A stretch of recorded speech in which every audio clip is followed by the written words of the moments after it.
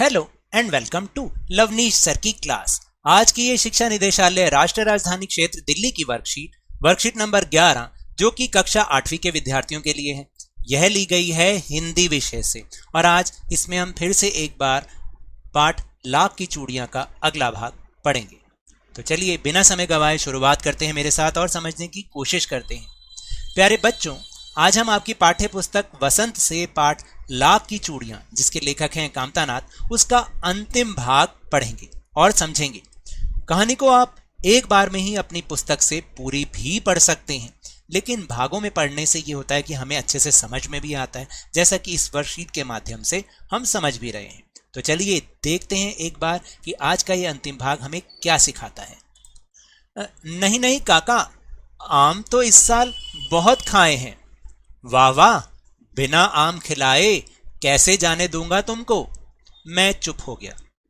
मुझे वे दिन याद हो आए जब वह मेरे लिए मलाई बचा कर रखता था। गाय तो अच्छी है ना काका? मैंने पूछा। गाय कहाँ है लला, 2 साल हुए बेच दी। कहाँ से खिलाता? इतने में रज्जू, उसकी बेटी, अंदर से एक डलिया में ढेर से आम ले आई। यह तो बहुत है काका, इतने कहाँ खा पाऊंगा, मैंने कहा। वाह वाह, वह हंस पड़ा। शहरी ठहरे ना, मैं तुम्हारी उम्र का था तो इसके चौगुने आम एक बखत में खा जाता था। आप लोगों की बात ही और है, मैंने उत्तर दिया। अच्छा बेटी, लला को 4-5 आम छांट कर दो, सिंदूरी वाले देना। देखो लला कैसे हैं, इस साल यह पेड़ तैयार हुआ है। रजो ने 4-5 आम अंजलि में लेकर मेरी ओर बढ़ा दिए। आम लेने के लिए मैंने हाथ बढ़ाया तो मेरी निगाह एक क्षण के लिए उसके हाथों पर ठिठक गई। गोरी गोरी कलाइयों पर लाख की चूड़ियां बहुत ही फब रही थी। बदलू ने मेरी दृष्टि देख ली और बोल पड़ा, यही आखिरी जोड़ा बनाया था जमींदार साहब की बेटी के विवाह पर। 10 आने पैसे मुझको दे रहे थे, मैंने जोड़ा नहीं दिया। कहा शहर से ले आओ। मैंने आम ले लिए और खाकर थोड़ी देर पश्चात चला आया। मुझे प्रसन्नता हुई कि बदलू ने हार कर भी हार नहीं मानी थी।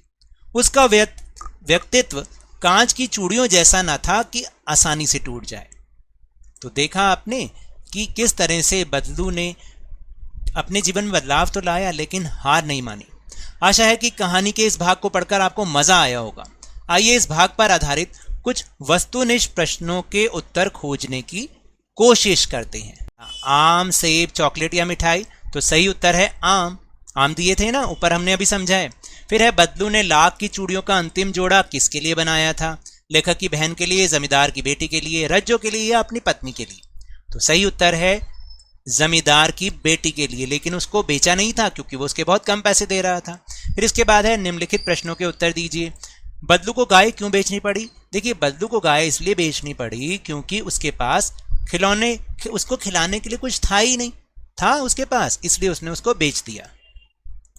फिर इसके बाद है 5वां प्रश्न, लेखक ने बदलू के लिए ऐसा क्यों कहा कि उसका व्यक्तित्व कांच की चूड़ियों जैसा ना था? देखिए, बदलू का व्यक्तित्व कांच की चूड़ियों जैसा नहीं था कि जो आसानी से टूट जाए, क्योंकि बदलू ने विपरीत परिस्थितियों, ऐसे लिखना है, परिस्थितियों में भी हार नहीं मानी थी, यानी दुख का समय आने पर भी उसने हार नहीं मानी थी। तो इसलिए उसका व्यक्तित्व कांच की चूड़ियों जैसा नहीं था। इसके बाद एक बहुत ही अच्छी सी गतिविधि, निश्चित रूप से आपको भी आम बहुत पसंद होंगे। हालांकि अब आमों का मौसम जा रहा है। आपने भी कई प्रकार के आम खाए होंगे, जैसे लंगड़ा, दशहरी, देसी, सफेदा, चौसा आदि। आमों के विभिन्न प्रकार की किस्मों के चित्र एकत्रित कीजिए और उन पर एक एक अनुच्छेद भी लिखिए। तो देखिए, मैं यहाँ पर कुछ किस्म के चित्र आपको दिखा रहा हूँ और आम पर एक अनुच्छेद मैंने उसकी व्यवस्था की है, आप उसे भी देख सकते हैं और अपनी हिंदी की कॉपी में उसे भी लिखेंगे। देखिए, ये आम की विभिन्न किस्मों के चित्र हैं जिसको आप देख सकते हैं, और चाहें तो अगर बाजार में मिलता है, वैसे तो स्कूल में भेजने की कोई ज़रूरत नहीं है इसको, आप केवल आम पर एक अनुच्छेद लिखिएगा। तो आम पर अनुच्छेद क्या है वो मैंने यहाँ पर व्यवस्था की, आप उसको देख सकते हैं। देखिए, आम फल, यानी आम का मतलब जो यहाँ पर फल है, खाने में बहुत स्वादिष्ट होता ही है। इसे खाने से हमारे शरीर को कई प्रकार के लाभकारी तत्व भी मिलते हैं। आम में काफ़ी मात्रा में विटामिन, आयरन और मिनरल्स पाए जाते हैं। आम खाने से हमें कार्बोहाइड्रेट भी मिलता है जो एनर्जी प्रदान करता है। आम में इनके अलावा प्रोटीन, कैल्शियम, पोटेशियम और सोडियम भी काफ़ी अच्छी मात्रा में पाए जाते हैं। फिर यदि हम इसकी बात करें तो इसके इतिहास की बात करें तो इसका इतिहास 5000 वर्ष से भी पुराना है, यानी बहुत पुराना इतिहास है इसका। और भगवान बुद्ध को जिस पेड़ के नीचे ज्ञान की प्राप्ति हुई थी वो आम का पेड़ ही था। आम एक ऐसा फल है जो विश्व के हर जगह पाया जाता है और पूरे विश्व में आम की प्रजातियां 1500 से अधिक हैं। तो ये हुआ अनुच्छेद, इसको आप अपनी हिंदी की कॉपी में लिखिएगा और सरिया मैम को भेजिएगा। तो ये तो थी आज की वर्कशीट। अगर मेरे इस तरह समझाने से अब आपको समझ में आने लगा है तो इस वर्कशीट और वीडियो को लाइक दीजिए, शेयर कीजिए और सब्सक्राइब भी कीजिए और जल्दी से जल्दी आपके अपने चैनल लवनीश सर की क्लास के सब्सक्राइबर्स को 50K यानी 50,000 तक पहुंचा दीजिए। लेकिन याद रखिएगा, घर से बाहर निकलते समय मास्क जरूर लगाएं और जब भी आपकी बारी आए कोरोना का टीकाकरण जरूर करवाएं, क्योंकि कोरोना को हराना है और ज़िंदगी को एक बार फिर से सुहाना बनाना है। उसके बाद स्कूल भी जाना है। इसी उम्मीद के साथ बहुत बहुत धन्यवाद।